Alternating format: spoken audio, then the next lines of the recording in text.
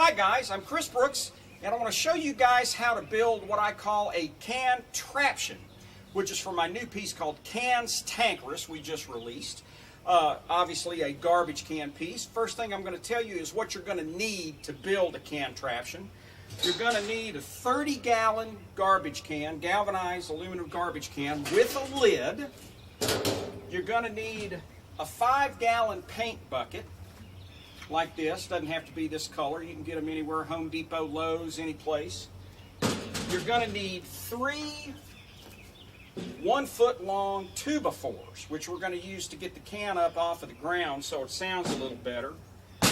Then you're going to need a collection of big flat washers with a 1/4-inch hole in them, 1-inch, 1/4-inch bolts with accompanying nuts. You're going to need some 1/4-inch lag screws, and you'll need 1 1/4-inch bolt that is 1.5 inches long. Okay, now with the nuts and bolts and washers and all that stuff, I'll give you a specific list in the notes and with the piece on exactly how many you need. Okay, first off, we'll show you what all you're going to have to drill to put this thing together. You'll need a couple of bits, a 9/32, which is just slightly larger than a 1/4 inch, so your bolts will go in and out easy. You don't have to wrestle with them. And then you'll need a small one, like about 1/8 of an inch bit, to drill some pilot holes in these pieces of wood that we're going to screw some lag screws into. So the first thing you're going to drill is the lid, and you're going to put 2 holes in the lid about 1.5 inches apart from each other.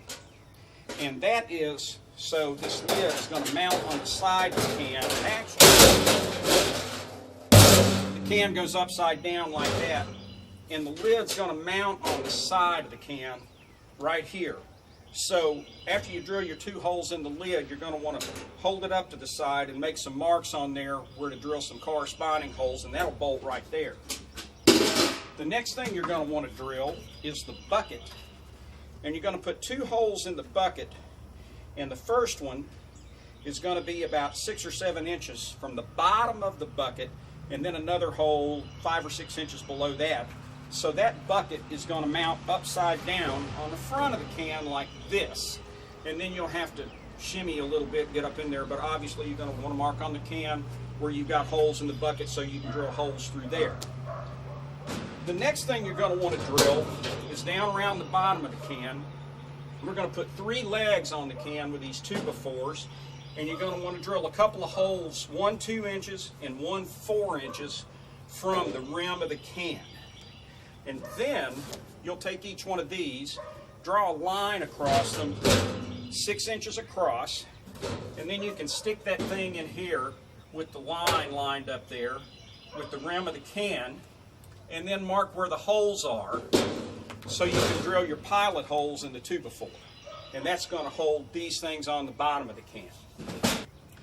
Now, we got all of our holes drilled. We want to put this thing together. The first thing we're going to put on are the legs, which are these 2x4s.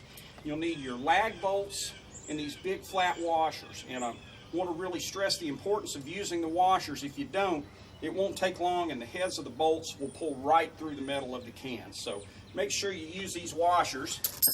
So we're going to take a bolt and a washer. I'm going to stick this up under here, line it up with my hole. Got to find it there. There it is. Screw this in here, and very handy tool, a ratchet wrench, going to make this a lot easier, with a 7/16 socket. And we're going to screw this one on here like this and tighten it up. Make sure you don't get it too tight. Make sure that your second hole is lined up there, and we'll put the next one in right here.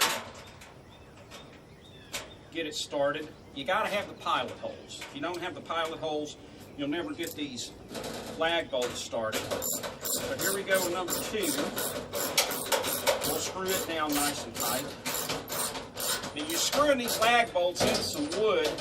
You want to get them nice and tight, but not over tight, or you will strip them. If it becomes a problem, you could use regular bolts and go all the way through the leg and then put a washer. Just use a regular bolt, go all the way through the leg and put a regular washer and a nut on the back of it. So I'll put these other two on right quick and we'll move to the next piece of the assembly. Okay, now we got our can up off the ground. It's got 3 legs on it. You might be asking yourself, does it have to be up off the ground? The short answer is no. However, if the can is not up off the ground, you're going to lose a lot of sound of the can. You hear this one is down on the ground and it's kind of dead. This one, it really breathes and you get that low end of the can. So I would definitely urge you to get your cans up off the ground. It's real easy to do. It only costs a couple of bucks to put those legs on. Okay, the next thing we're going to do is we're going to attach our bucket to the can. And you notice I got the can sitting over here upside down now. You actually have to work from inside the can to do this. So you're going to have to get all your nuts and bolts and washers together. And you're going to have, like I say, this is really important that you have these big washers and small washers. You put a small one on the bolt and a big one on the bolt. And then in your other hand, you want to have a small washer, a big washer, a lock nut, and your regular nut. If you're using locking nuts, you don't need the lock nut, but I didn't use locking nuts. And then the first thing you're going to do, this hole that's closest to the bottom of the can, you're going to stick a bolt through it like that, so it's sticking in there. And then we're going to flip it so it's going in the same direction. Whoops, I got this stuff in the wrong hand. And then we'll take it and put it through this hole closest to the top of the can, and you can see how this is higher, and that's intentional. Then we're going to take this stuff and put it on the other side, which is a challenge. All right, now we got one bolt in, so the thing's held together. We want to put the second bolt in. This is where you need the longer bolt, the 1.5-inch long bolt, because of the rim of the paint bucket. It's sitting out from the can, so if you don't have a longer bolt, you're really going to drive yourself crazy trying to get this one in there. So the second bolt in the paint bucket, use an 1.5-inch bolt. We'll put this one in now. Okay, I got my second bolt in now, and to tighten these things up good and tight, you'll need a regular old wrench like that, a 7/16, and then we got our ratchet wrench left. So I'm going to tighten these bolts up, and then I'm going to flip it over and let you see what it looks like. Okay, here we go. We got the bucket attached to the can, and I'll show you. And we got the top or the bottom of the bucket up above, so we can play like this between the two. I'll show you a little bit.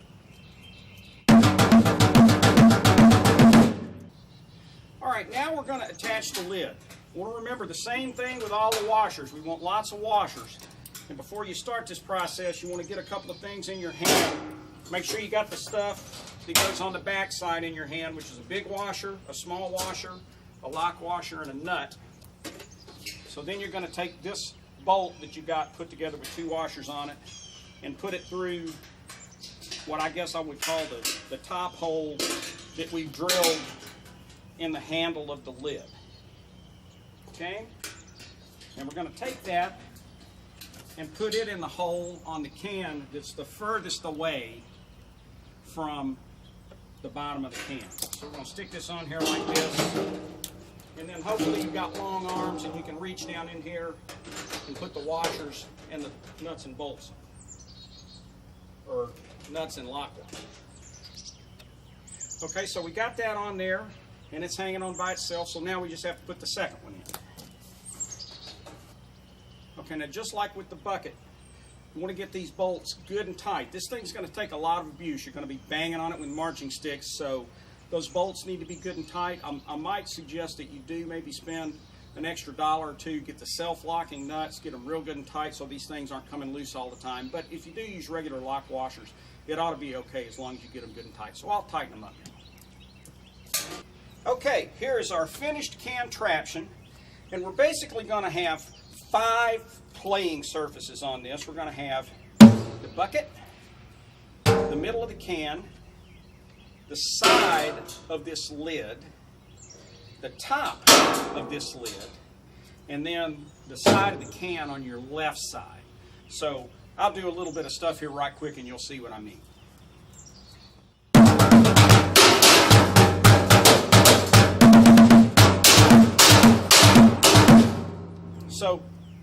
that kind of encompassed all of the playing surfaces. It's written out in the piece how you're going to navigate through all of this stuff. One other thing, you can see how this rim of this lid gets really beat up. After you get into the season a bit, you might want to take that thing off and flip it around 180 degrees so you can hit it down here for a while and bang it up down there. Eventually, it's just going to become demolished, but you will get more life out of the lid if you turn it around after a few weeks. Okay, one other option suggested by my esteemed partner, Mr. Cockrell, the king of can writing, is to put the can on, or the lid of the can on without the handle. Just take the handle off, which is a little bit of work, and then just drill one hole and mount it with one bolt, and that way you could spin it, as long as you got your bolt, a good locking bolt, so you don't have to get it too tight that it won't spin, but it would spin without loosening the bolt. You could paint stuff in there that would look cool when you spin it, whatnot. You could work the spin into the piece when you play the piece. But that's about it. So let's do a little throwing down on the CANtraption. Here we go.